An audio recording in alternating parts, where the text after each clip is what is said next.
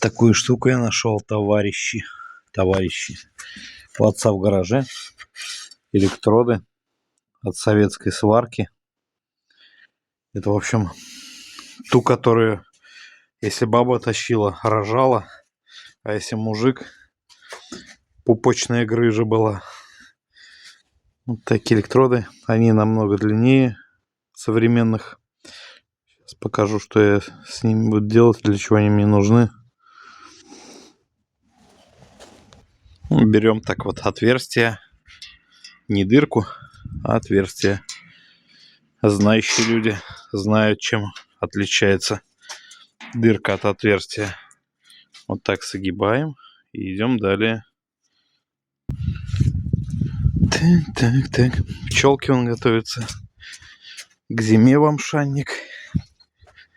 Так, это виноградник. И вот берем, например, и так вот пришпиливаем к земле лозу, потом укрываем на зиму.